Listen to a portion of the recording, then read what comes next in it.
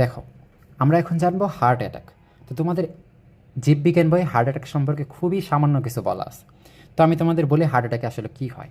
Heart attack পুরাপুরিতে কী হয়, এই যে আমাদের যে হৃৎপিণ্ড আছে, এই হৃৎপিণ্ডের যে কোষগুলো আছে, অনেকগুলো কোষ নিয়ে তৈরি। তো এই কোষগুলা বেঁচে থাকার জন্য কিন্তু তার অক্সিজেন আর পুষ্টি দরকার, তাই না? তো এই অক্সিজেন আর পুষ্টিটা আমরা কীভাবে মাধ্যমে দিই? রক্তের মাধ্যমে তো দিই, তাই না? আমাদের যে রক্ত আছে সারা কোষের মধ্যে কী করে, এই অক্সিজেন আর পুষ্টি নিয়ে যায়।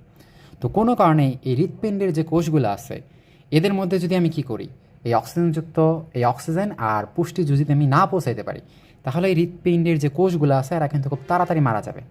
কারণ আমার বডির অন্যান্য কোষগুলো যেমন অক্সিজেন বা পুষ্টি ছাড়া একটু সময় বেঁচে থাকতে পারে, কিন্তু আমার যে হার্টের পেশিগুলো আছে তারা কিন্তু এই অক্সিজেন বা পুষ্টি ছাড়া খুব বেশি সময় বেঁচে থাকতে পারে না। মেনলি আমাদের এই যে হার্টের বা আমাদের মস্তিষ্কের যে পেশিগুলো আছে এরা খুবই সেন্সিটিভ হয়। তো এই হার্টের পেশিগুলো কী করে, এই অক্সিজেন আর পুষ্টির অভাবে খুব বেশি সময় বাঁচতে পারে না। তো তারা তাড়াতাড়ি কী করে, এই কোষগুলো আসলে ধ্বংস হয়ে যায়। এখন কেন এই অক্সিজেন আর পুষ্টির অভাব হয়? তার মানে তোমরা বুঝতেছো যে এই রোগটাতে আসলে কী হয়, হার্ট পর্যাপ্ত পরিমাণে অক্সিজেন আর পুষ্টি না পাওয়ার কারণে হার্টের টিস্যুগুলো কিন্তু ডিস্ট্রাকশন বা ধ্বংস হয়ে যায়। ঠিক আছে? তো এই অবস্থাটা হলো হার্ট অ্যাটাক। এখন কেন আসলে এই হার্ট আসলে পর্যাপ্ত পরিমাণে অক্সিজেন আর পুষ্টি পাইতেছে না?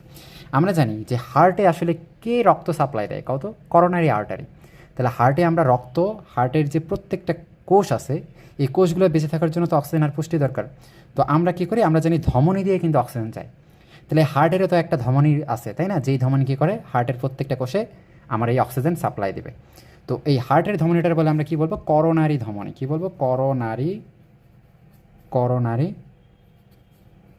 ধমনী। ঠিক আছে? তাহলে এই করোনারি ধমনী কী করে, আমাদের হার্টে এই করোনারি ধমনী আসলে দুইটা, একটা লেফট একটা রাইট, এগুলো তোমাদের দরকার নেই। মনে রাখবে এই করোনারি ধমনী কী করে, অক্সিজেনযুক্ত রক্ত এই হার্টের কোষগুলোতে সাপ্লাই দেয়। তো কোনো কারণে করোনারি ধমনীতে মনে করে এরকম কোনো কারণে কী হলো, এই করোনারি ধমনীর রাস্তাটাই ব্লক হয়ে গেল।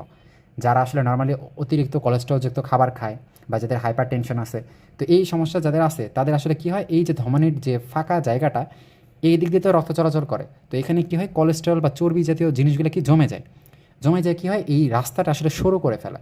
এটাকে বলে আমরা লুমেন। যে কোনো ধমনীর লুমেন মানে তার ভিতরে ফাঁকা জায়গা।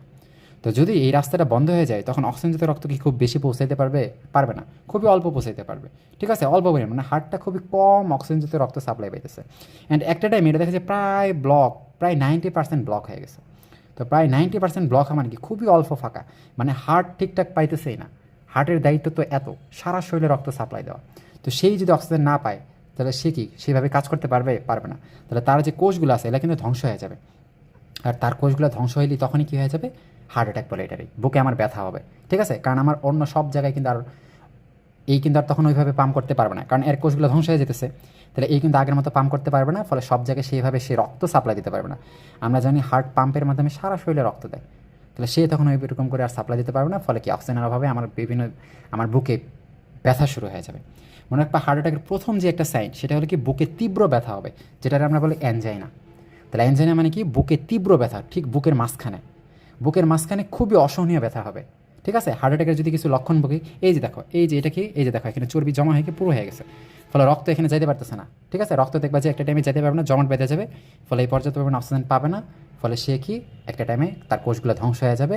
ফলে এই অবস্থাটা বলে হার্ট অ্যাটাক। প্রথম লক্ষণটা কি, বুকে তীব্র ব্যথা হবে। বুকে এত ব্যথা হবে, এই ব্যথাটা কিন্তু বিভিন্ন জায়গায় ছড়ায় যাবে।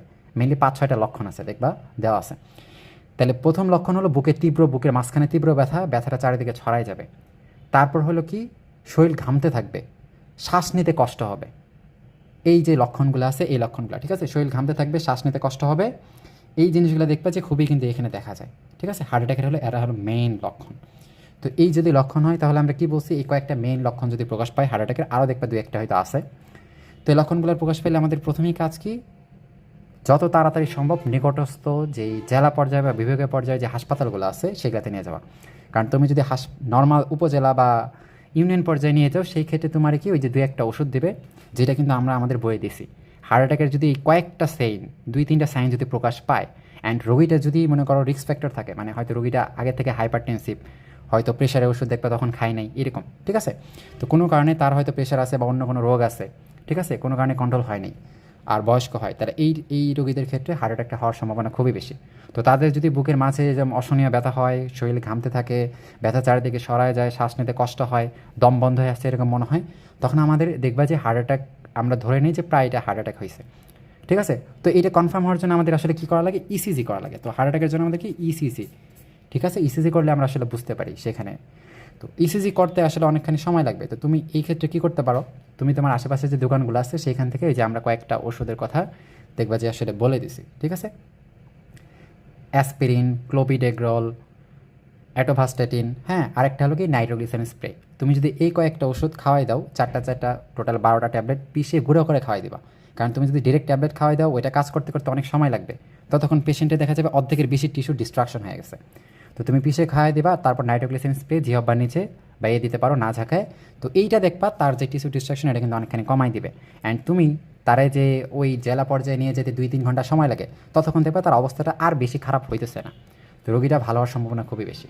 তো এইগুলা খুবই অল্প দামের ওষুধ। তো তোমরা কী করবা, কখনও মনে করো একটা কম বয়সী বাচ্চা, মনে করো 15-20 বছর বয়স, তার বুকে ব্যথা শুরু হলে কিন্তু এটা কিন্তু হার্ট অ্যাটাকের সাইন না। তো তুমি কিন্তু তার এগুলা খাওয়াই দেবা না। তো এই যে আগেই বলছি বয়স্ক পেশেন্ট হবে আর ওই জিনিসগুলো প্রকাশ পাবে, হ্যাঁ, তাহলে তখনই এটা আমরা ধরে নিই যে প্রায় এরকম তার হার্ট অ্যাটাক হয়েছে। তো এই জন্য তখন এই ওষুধগুলো আমরা খাওয়াই দিয়ে কি তাড়াতাড়ি তারে নিয়ে যাবো, এক্ষেত্রে সম্ভাবনা বেশি।